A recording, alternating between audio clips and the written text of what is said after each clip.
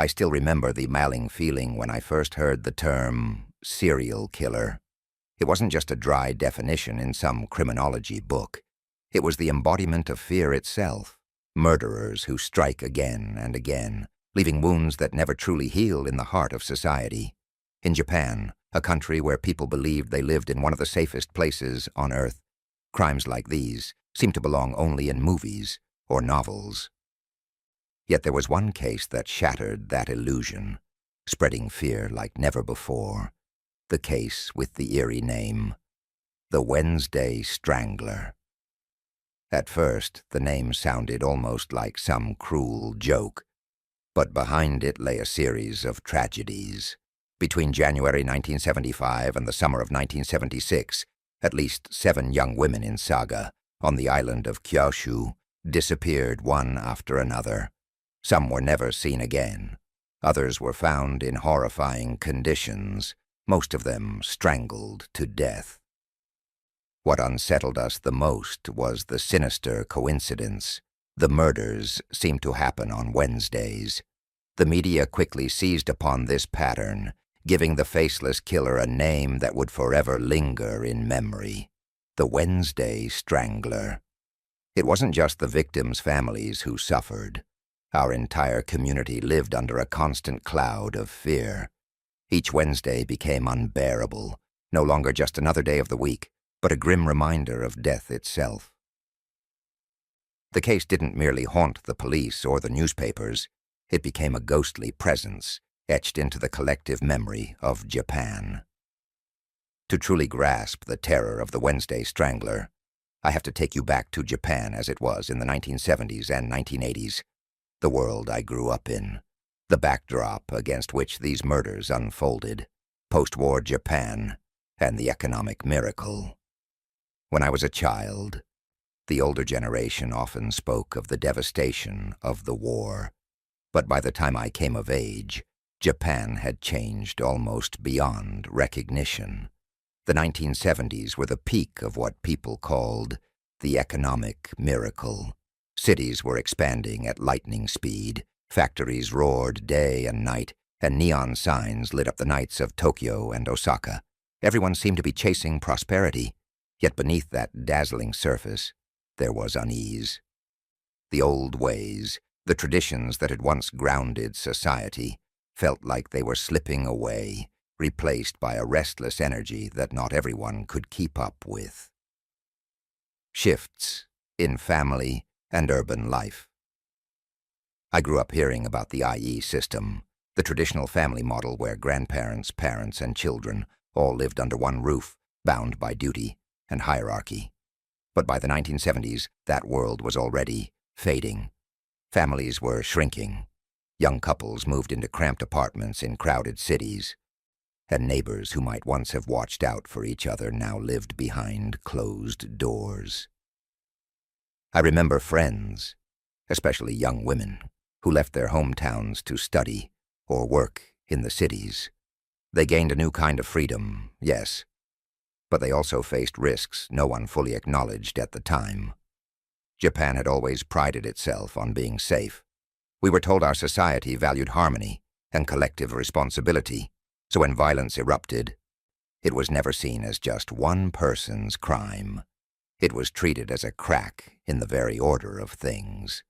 That's why the idea of a serial killer felt so alien, almost unthinkable.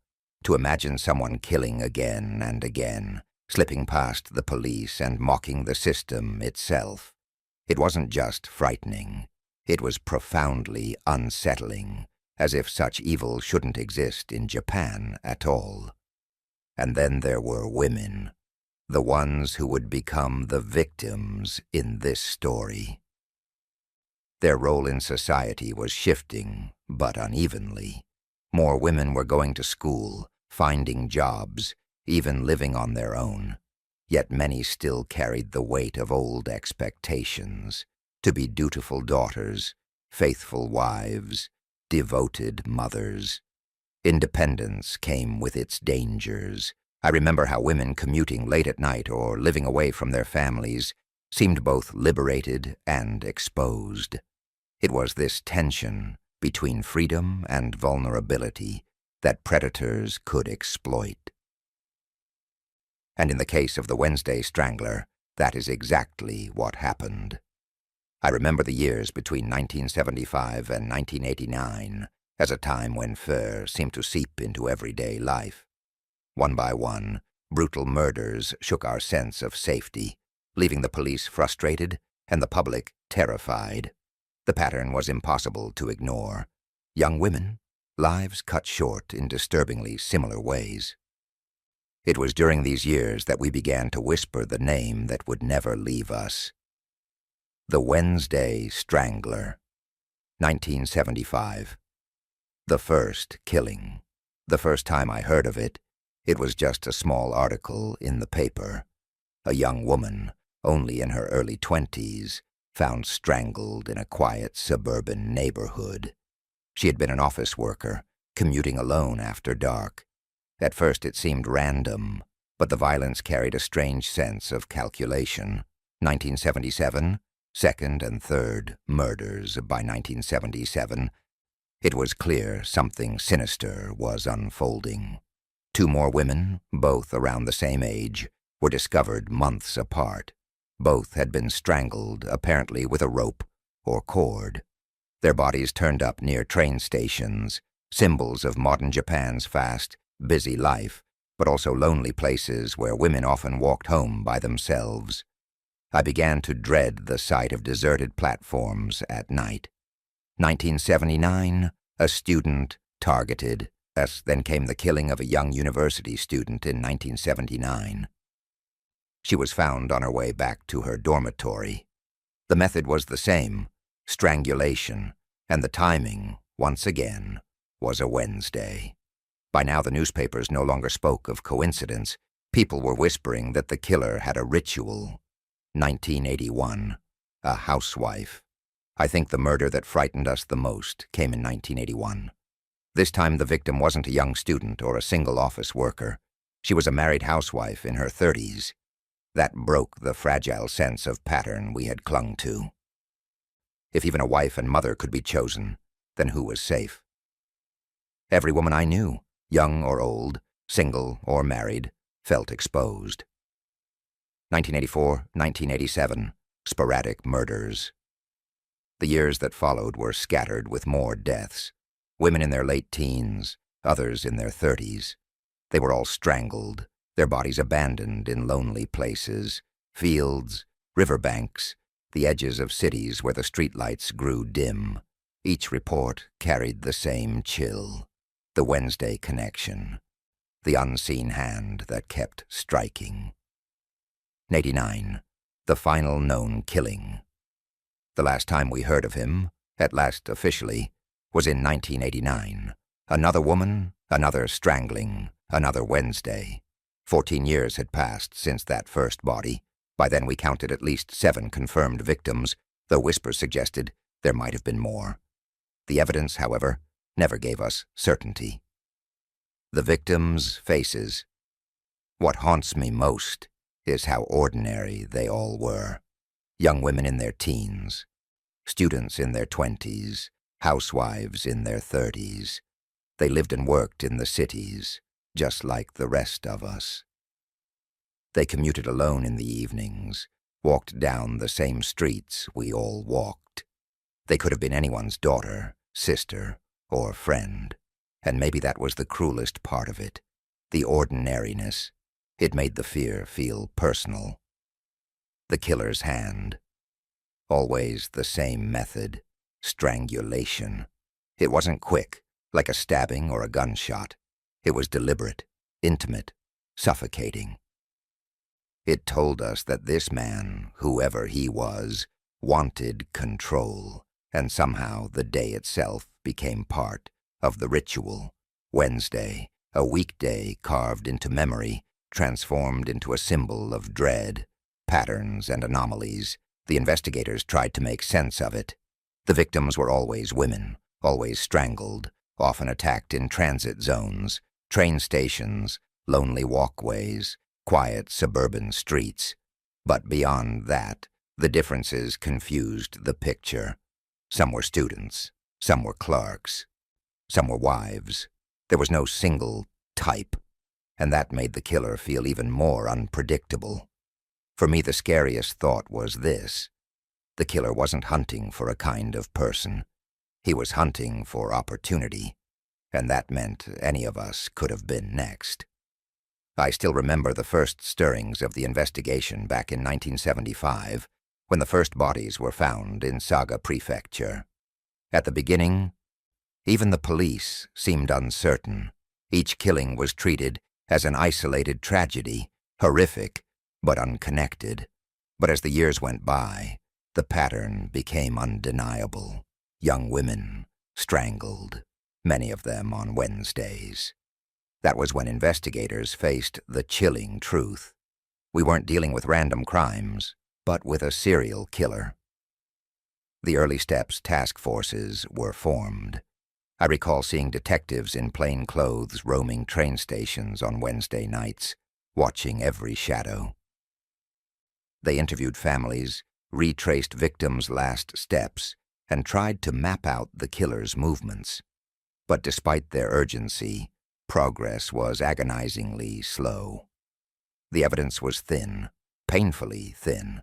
The victims all bore the same strangulation marks, but no consistent rope or cord was ever recovered. Sometimes fibers or strands of hair turned up, but the science of the time couldn't tell us much. DNA analysis didn't yet exist in Japan. Witnesses described a suspicious man, but every description seemed different, as though people were seeing ghosts instead of a real figure. Without solid forensics, the case depended on testimonies and traditional detective work. Early theories came and went. Some officers were convinced it was a loner who hated women. Others whispered about someone with military training. The murders were too controlled, too methodical. A few believed the killer was local, someone who knew the geography of Saga well enough to leave bodies in places that were hidden but easy to reach. But every theory collapsed under scrutiny, leaving the public with more fear than answers. In the early 1980s, a wave of hope swept through us when the police arrested a man they thought was the culprit. Norio Nagayama, a known criminal with a violent past. For a brief moment, we believed the nightmare was over. He was interrogated endlessly. The prosecutors tried to link him to several murders, pointing to circumstantial evidence and his suspicious behavior. But nothing held. Forensic proof was missing. Witnesses couldn't identify him clearly, and his shaky alibis were never fully disproven, but never fully destroyed either. When he was acquitted, it felt like the ground fell out from under us. Families who had prayed for justice were left devastated.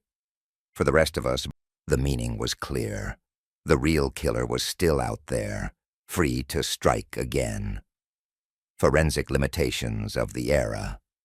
I can't blame it all on the police. They were fighting with the tools of their time, and those tools were blunt. DNA testing wouldn't arrive in Japan until the late 1980s.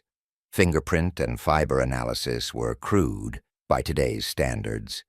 Geographic profiling, psychological profiling, even digital records, all the things investigators rely on now, didn't exist. The detectives were chasing a phantom with bare hands. By the mid-1980s, you could feel the frustration in the air. The police worked themselves to exhaustion, but the Wednesday Strangler remained untouchable, a shadow that mocked their efforts. And for the rest of us, the fear never faded. Every Wednesday night we wondered, would he strike again? I still remember the day the first murder hit the headlines back in 1975. What should have been a quiet local tragedy in Saga Prefecture was suddenly everywhere, splashed across newspapers in bold letters, repeated endlessly on the radio, and dissected on television screens in every household. The press had smelled blood, and once they latched onto the story, they refused to let go. It wasn't the police who gave the killer his name. It was the media, the Wednesday Strangler. The words themselves carried a chill. Simple, memorable, terrifying. Each time another body turned up, journalists repeated the phrase as if it were a curse. They leaned hard into the timing, hammering into the public's mind the idea that Japan was being hunted by a man who killed, according to ritual, always on a Wednesday, and the people believed it. Fear spread like wildfire. Women were warned not to walk home alone midweek. Parents begged their daughters to stay in after dark. Police hotlines were flooded with calls. A suspicious man, someone lurking in a coat near the station, but almost all of it turned out to be smoke without fire. The newspapers thrived on this. Every new rumor became a headline. Some papers claimed witnesses saw a man in a long black coat drifting through the night. Others speculated that the Strangler had military training, that his precision hinted at a soldier's past. A few even whispered that he was toying with the police, deliberately striking on Wednesdays as if mocking their helplessness. Over time, fact and fiction blurred. In villages, people began to avoid the very spots where bodies had been found, convinced they were cursed. Parents frightened their children with stories. Don't wander out on Wednesday nights, or the monster will find you. And then came the whispers of the supernatural. Some swore the Strangler was no man at all, but a ghost, or worse, a vengeful spirit seeking young women to drag into the shadows. Others suggested something even more unsettling, that the killer was someone ordinary, perhaps even a trusted face in the community, smiling by day and killing by night.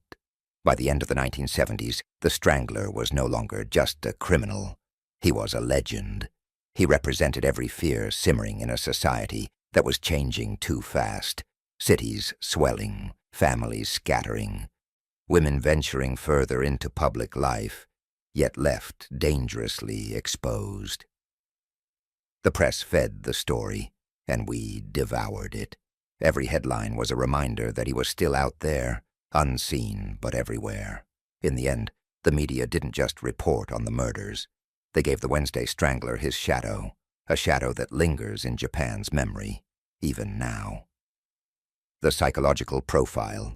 Inside the mind of the Wednesday Strangler, I often found myself wondering what kind of man could strangle another human being over and over again for more than a decade. The very act of strangulation reveals something about him. Unlike a knife or a gun, strangling is intimate.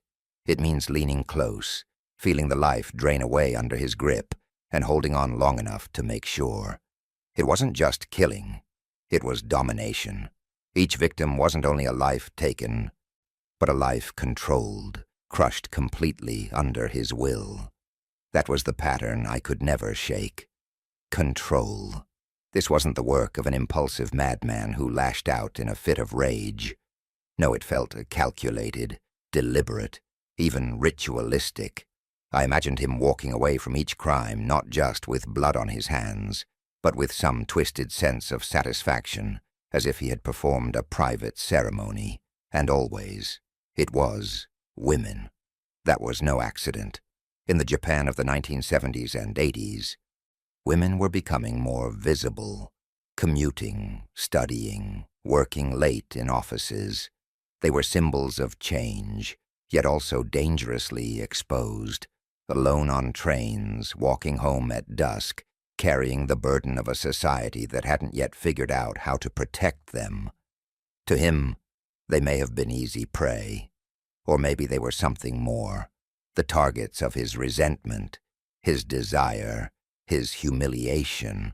I couldn't help but think he carried a deep wound, something rooted in rejection or anger toward women. And then there was Wednesday. That was the detail that haunted us most. Why Wednesday? Some believed it was simply his day off, the one window of time where he could indulge his compulsion. Others pointed to symbolism, Wednesday, Suiyobi, the day of water. Fluid, shifting, destructive.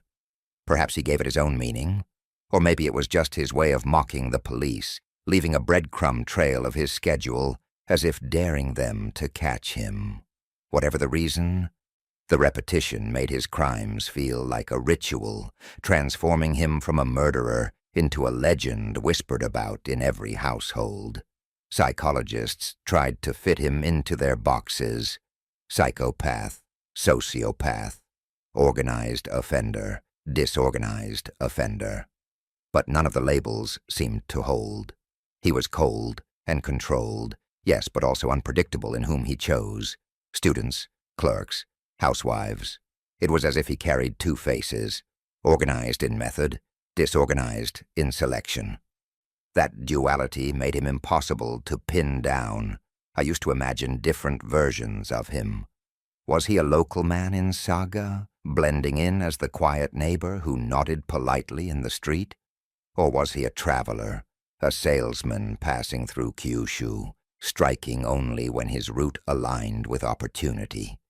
Maybe he was military, trained in control, discipline, and force. Someone molded by violence long before his first kill. Or maybe he was a fantasist, living in a private world of rituals, bound to his own compulsion to kill on Wednesdays and no other day. Whoever he was, the picture that formed in my mind was always the same. A man who fed on ritual, control, and opportunity. His darkness wasn't just in what he did, it was in how much he needed to keep doing it. And that perhaps was the most terrifying part of all. The wrongful accusation. A man branded as the Wednesday Strangler. I still remember the day the police finally made their move. It was the early 1980s, nearly a decade after the first killing. By then, the pressure was unbearable, not just for the police, but for all of us who lived under the shadow of the Wednesday Strangler. We wanted answers. We wanted to believe that someone, anyone, could finally stop the terror. So when they announced they had a suspect, the air itself seemed to shift. His name spread like wildfire across newspapers. His face flashed on TV screens, and whispers of "they caught him" rippled through the streets. The police paraded him as the monster who had haunted our nights. And for a brief moment, I admit, even I wanted to believe it was true. But deep inside, something felt wrong. He was just a man from Saga Prefecture, an ordinary face in the crowd. They said his background was suspicious, that he had vague links to the crime scenes. But when I looked closer, at what little they revealed, it all seemed like smoke and mirrors. The trial was a spectacle. Prosecutors clung to the weakest of threads, inconsistencies in his alibi, vague eyewitness accounts, circumstantial shadows that barely held together.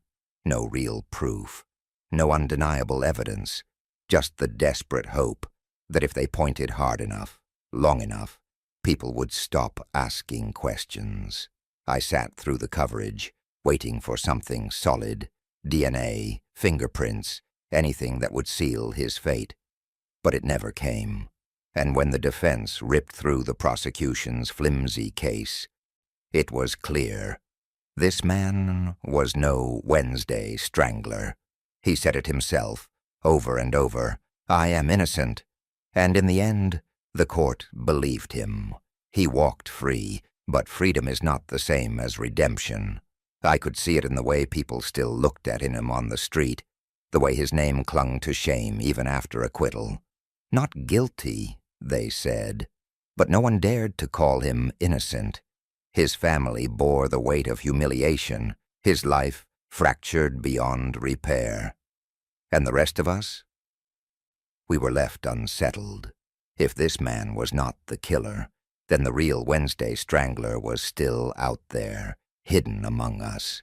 Every shadow on a Wednesday night felt heavier after that. To me, this was one of the cruelest turns in the whole saga. The police not only failed to catch the predator, They destroyed an innocent man along the way. Justice was twisted, and in the ruins of his life, the true killer remained free, watching, waiting. Comparison with other serial killers. Over the years, as I tried to make sense of what happened in Saga, I found myself comparing the Wednesday Strangler to other killers I had read about from around the world. It was the only way I could put this faceless monster into perspective, by measuring him against names that were, sadly, far too well known. Ted Bundy, United States. When I first read about Ted Bundy, I couldn't help but notice the similarities. Like the Strangler, Bundy preyed on young women, often those who were vulnerable or alone. He thrived on control, using his physical dominance to overpower his victims. But the differences were striking. Bundy was bold, manipulative, even charismatic in a twisted way. He wanted attention, even confessed to dozens of murders before his execution in 1989. The Wednesday Strangler, on the other hand, never showed his face, never spoke to the press, never taunted police. He wasn't a celebrity criminal. He was a shadow, silent and unknowable. The BTK killer, Dennis Rader, United States. Then there was BTK, bind, torture, kill. His crimes in America carried a ritualistic cruelty that reminded me of the Strangler's fixation on strangulation and Wednesdays. Both killers seemed to follow a dark script of their own making, a pattern investigators could sense, but never fully decipher. But again, the difference was in the voice, or the lack of one.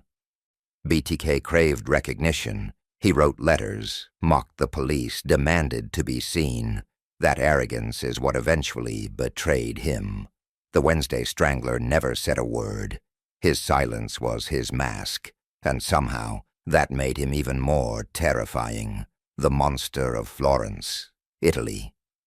And then across the world in Italy, there was the monster of Florence. That case stretched across years, just like ours, with bodies piling up and no clear answers. Italy lived in the grip of fear. Much as we did in Kyushu, the monster hunted couples. Our Strangler targeted women. In both places, the press spun stories. People whispered rumors, and entire communities froze under the weight of dread. But the way the two societies handled it was different. In Florence, the theories often centered around sexual pathology. In Japan in the 1970s, such things were rarely spoken aloud. Our Strangler's motives became a blank space, a silence filled only by speculation. Looking back, I see a grim truth. Serial killers across the world share disturbing threads: repetition, compulsion, the power to paralyze entire societies. Yet the Wednesday Strangler remains unique. In America and Italy, killers became twisted characters, infamous in their own lifetime. In Japan, ours never even had a face. He lingered instead as a rumor, a shadow, a nameless figure whispered about on Wednesdays. And maybe that's what sets him apart the most. He wasn't just a killer. He was an absence, a void that swallowed truth, justice, and peace of mind, leaving only fear in its place. The unsolved mystery. Questions that never found answers. As the years went by, I realized something terrible. Time was not our ally. Instead of bringing us closer to the truth, it only pushed the Wednesday Strangler further into the shadows. Each passing year felt like another lock clicking shut on a door we might never open. I often asked myself the same haunting questions that the police, journalists, and families whispered in frustration. Who was he? A neighbor? A traveler passing through? A face I might have seen on a train without knowing? Why did he choose Wednesdays? Was it part of his routine, or some twisted ritual only he understood? Why stop in 1989? Did he die? Was he imprisoned for another crime? Or did he simply grow tired and vanish back into ordinary life, hiding in plain sight as if nothing had happened? Every possibility was worse than the last. If he died, then he escaped justice. If he was in prison, then we would never know the true reason behind his crimes. And if he was still alive, free, walking among us, then we had been living beside a ghost all along. The police never gave us closure. Files were stacked, evidence went cold, and each failed lead faded into silence. The families of the victims carried their grief like stones on their backs, waiting for an answer that never came. Even now, decades later, the name Wednesday Strangler can stir unease in the hearts of those who remember. For me, the greatest cruelty of this story is not only the lives he stole, but the silence he left behind. Silence in the investigation, silence in the truth, silence in the justice that never arrived. And so, the mystery remains, unfinished, unsolved, and unanswered. The Wednesday Strangler became more than a man. He became a question mark carved into the history of Japan, one that no one has been able to erase. The unresolved mystery. Even now, after all these years, the Wednesday Strangler remains a wound that never closed. Despite decades of investigation, no answers came. To me, that silence is almost as frightening as the crimes themselves, a reminder that justice has its limits, and sometimes evil simply slips away. I often wonder why the case was never solved. Part of it, I know, lies in the era itself. Back in the 1970s and 80s, the tools we take for granted today didn't exist. There was no DNA testing, no advanced profiling, nothing to turn faint strands of hair or fibers into certainty. The murders often happened at night, in lonely places where no one saw or heard a thing. Strangulation left behind so little, and the killer was careful, almost too careful, as though he knew how to avoid leaving traces. But there's more. I can't shake the thought that he escaped because he knew the land better than anyone. He could move through Saga like a ghost, strike, and vanish before anyone noticed. His victims seemed random, students, workers, housewives, making it impossible for police to pin down a clear pattern. And the police themselves. I remember how they poured so much energy into chasing the wrong man. While they tried to force the evidence to fit him, the real killer kept walking free. Even now, people speculate. Maybe he died before he was caught, taking his secret to the grave. Maybe he grew tired and slipped back into ordinary life, blending in as someone's neighbor, someone's co-worker, perhaps even someone I might have passed on the street. Or maybe, and this thought chills me most, maybe he was never even on their radar. Maybe the man who terrified us all was invisible, not just in the night, but in the investigation itself. Whatever the truth, one thing is certain to me. The Wednesday Strangler became more than a man. He became a shadow over Japan, a symbol of justice denied, of questions without answers. And for those of us who lived through those years, he is not just a name in a file. He is the reason we learned that sometimes fear doesn't end with an arrest. It lingers, generation after generation, like a ghost that refuses to leave. Advances in forensic science.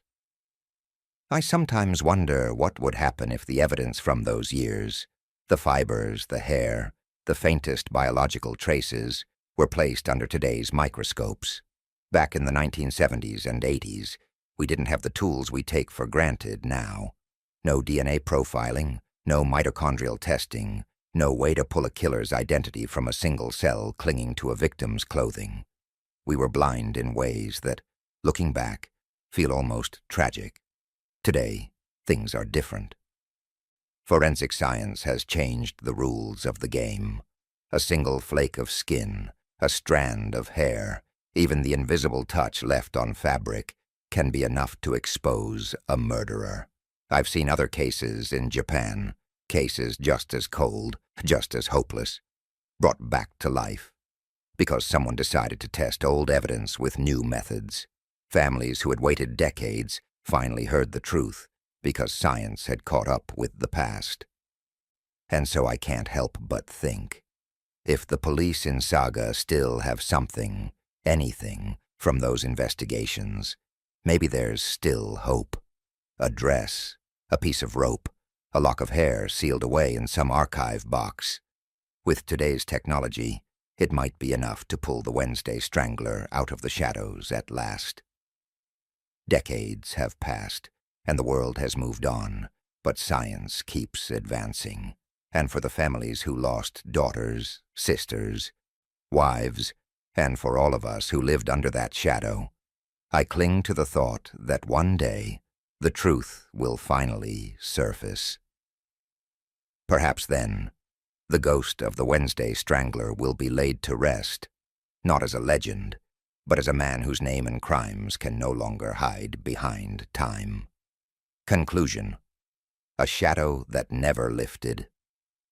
Looking back now, the Wednesday Strangler case feels less like a chapter in history and more like a scar that never truly healed. I lived through it.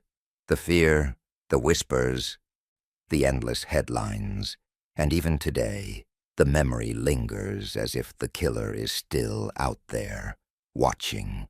For Japan, it was more than a string of murders. It was a rupture in the sense of safety we once believed small-town life could guarantee. I saw neighbors bolt their doors for the first time, fathers walking daughters to the station, mothers warning children not to step outside after dark. In a country proud of its order and civility, the Strangler proved that evil could seep in quietly, unnoticed, and thrive in silence. The law did not fare much better. I remember the relief when they finally arrested a suspect, and the despair when he was acquitted. That failure laid bare the flaws in our justice system, reliance on shaky testimonies, the absence of forensic certainty, and the crushing pressure to deliver a culprit, guilty or not. It was a lesson written not in textbooks, but in the ruined life of an innocent man. And then there was the shadow it cast over society. Women bore the heaviest burden. I knew many who changed their routines, never traveling alone, never trusting the night. Fear became part of the air we breathed. The newspapers turned the killer into a symbol, a faceless predator haunting ordinary streets, an invisible hand that could reach anyone. He became less a man than a legend, and legends never die easily. I sometimes wonder if justice will ever come. Modern science, with its DNA and databases, gives us hope. Perhaps one day a forgotten scrap of evidence will speak the truth. But time is a cruel enemy. Witnesses are gone, memories fade, evidence decays. Each passing year feels like the Strangler slips further into the realm of myth, untouchable by courts or confessions, and yet I cannot help but hope. Hope that the truth still lies waiting, buried in some dusty archive, ready to be uncovered. Hope that one day the families will hear a name, and the faceless monster will finally be unmasked. To me, the Wednesday Strangler is not just a criminal. He is a mirror, showing us how fragile safety can be, how flawed justice can become, and how deeply we crave answers to the mysteries that haunt us. His shadow still stretches across time, reminding us that closure is not guaranteed, but the search for truth is what keeps us human.